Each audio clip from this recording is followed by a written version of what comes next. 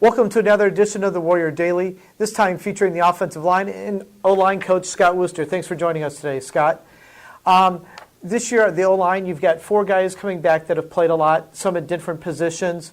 You've got a whole group of redshirt freshmen. I think we counted 8 of them, plus 4 incoming guys. Give us just a quick overview on the offensive line. Well, I think you hit it right on the head, Jeff. We got 4 guys that have played, 2 guys extensively, 2 guys that have some career starts behind them, and a couple guys that have been around the program with tremendous work ethic and really been battling, just haven't got on the field, but they feel like it's their time. That would be senior Rocky McCoolick, who's battling for a left guard spot, and then Mike Komar, who's been out in special teams. He's been a long snapper, but now after a few position changes, kind of finding a home on the inside of the offensive line, guard and center there. You're talking about guys with some experience. Obviously, left tackle Ben Walker. It was tough shoes to fill, stepping in for Joe Long, who won the Upshaw Award, but seemed to come along last year. And obviously, Tom Box has played quite a bit, heading into his 4th year, but 3rd year as a player on the program. Exactly right, Jeff. Ben Walker is doing exactly what we thought he would do as a kind of a heralded recruit coming out of Lake Orion. Big shoes to fill, left tackle in any offense, but then when you're replacing a player like Joe Long, it makes maybe even a little more pressure on you. And he stepped in there last year and did a real good job. Added some weight, added some strength. That's going to be a little more power this year. He's already a tremendous athlete, so we're looking for some great things for him this year. Becoming not just a solid player, but a dominating player, and becoming a guy that could, all conference and go take it from there. Now, Tom Box, 2-year starter, started a lot of games, started a lot of big games for us, and he's really elevated his leadership. What he's done on the field, second to none. He's one of the best centers around, one of the best centers in the conference, maybe the country.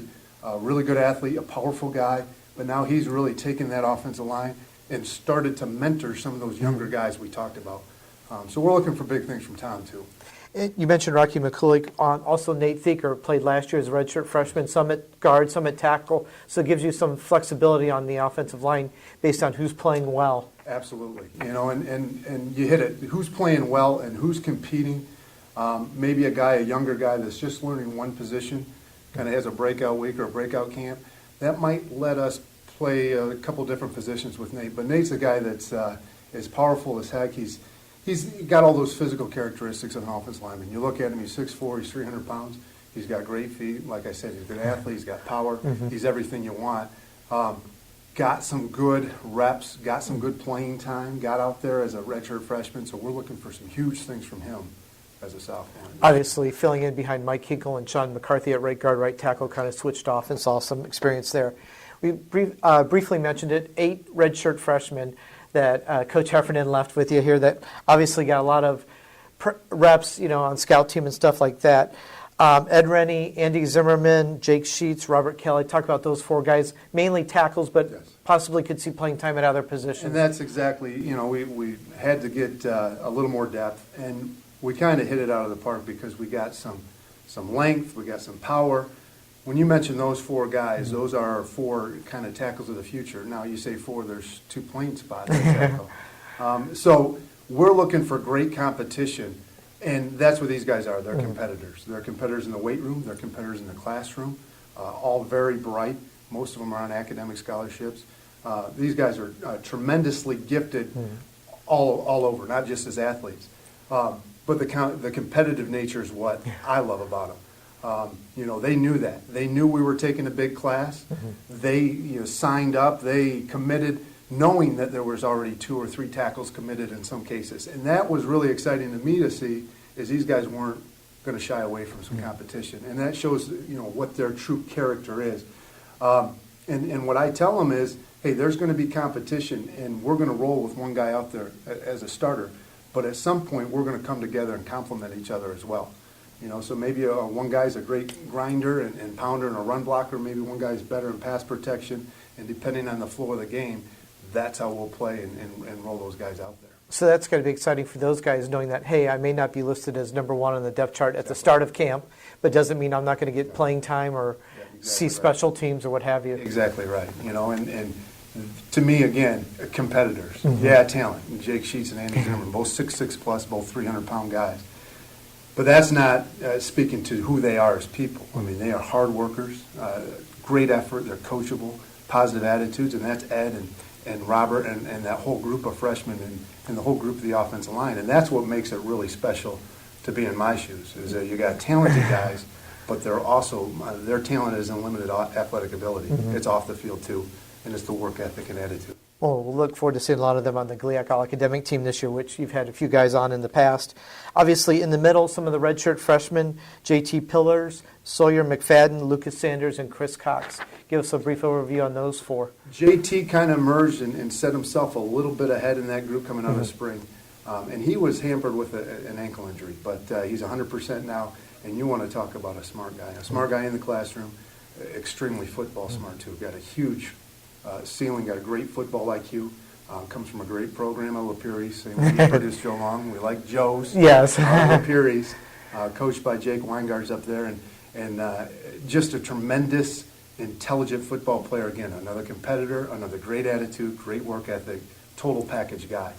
He kind of emerged, but Sawyer Mcfadden, we played at guard and center in the spring, trying to nail down a position for him.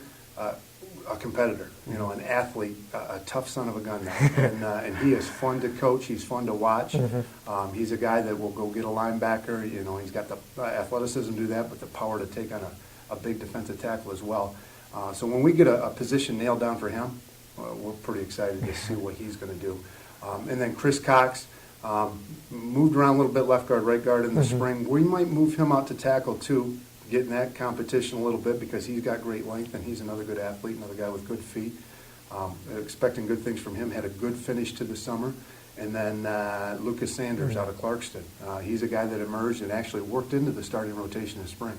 So he's a guy coming back into the fall that has a shot as well. Then obviously you're talking before about needing to add depth with signing 8 guys a little over a year and a half ago. And then this past February we signed 4 guys. Tommy Richardson, Jeff Dew out of Toledo Central Catholic, Greg Weber, and Andrew Kotirba. So some more guys with hopefully high ceilings and a lot of accolades through their high school careers. Absolutely, and you hit it on the head. I mean, Jeff Dew won a state title. Tommy Richardson and Greg Weber for Troy right up the road here. A great football program coached by Gary Griff, and their offense line coach, Coach Frazier, did a fantastic job with them. And then Orchard Lake St. Mary's right down the road, who's in the state title game every single year. So they've played in big games. They've been extremely well coached, great students, great people. Again, just fitting the offensive line mold. And that's a mold that goes way back. As you know, I'm pretty familiar with that, playing on the offensive line here, and that Tartar toughness, very intelligent guys going to a great school and earning a great degree. That's been kind of a tradition and a legacy of our offensive line, and we've got them all the way back to Mike Denduvins, the Matt Carey's, Dale DeWajikowski, who was just involved in an accident this weekend when our prayers go out to him. But, we have Joe Long, Ryan Jonick, the list goes on and on and on of those type of guys. Great people, great character, great students, tremendous athletes and football players too. The total package guys. That's a Wayne State offensive lineman. Yeah, when you think of even guys like Frank Lickey and people from the 2000s, right after you were done playing. It seems like you've said it before. They're not just getting all GLIAC accolades; they're getting all GLIAC academic accolades. So they seem to go hand in hand. Absolutely. And then you look at where they're at now, Jeff. That's another legacy of Wayne State offensive line. Lieutenant Sterling Heights Police Department, teachers and coaches, police officers. Tim Carpenter's the head of a business, Cooper Standard Tire. He's in business there and thriving. So these are guys that they did it here and excel on the field and in the classroom, and now they're taking it beyond. And they're great husbands and great dads. That's the mold of the Wayne State offensive lineman. And not that it happens regularly, but having somebody like Joe Long in the camp with the Rams a year ago, now obviously battling for a position on the 53-man roster for the Steelers. That's got to give these people some excitement to say, okay, I can come to Wayne State, get a great education, improve my skills, and you never know where it might take me. Absolutely. That talent gap or that gap between Division I and Division II is almost non-existent anymore. And the GLIAC and the MAC, that gap is so tight now, and that's evidenced by Joe Long and guys like that. But you hit it on the head. That could be me. You know, I lifted with him, and I seen him do it, and that could be me. You know, and it's a role model, you know, of sorts. Mm-hmm. And it's the NCAA motto, professional in something Okay, else okay. maybe too. Right. So it might not just be a professional in the NFL, but professional in life. Well, obviously, you need something to carry on after you're. If you do get fortunate enough to play in the pros, you need something to carry on afterwards. And you've obviously mentioned a half dozen guys who've gone on to other things that maybe didn't have a chance at a pro career. But now I think the pro scouts are looking at Division II more and more. Absolutely. So. Absolutely. Well, we really appreciate your time, Coach Wooster, and thanks again for watching this edition of the Warrior Daily.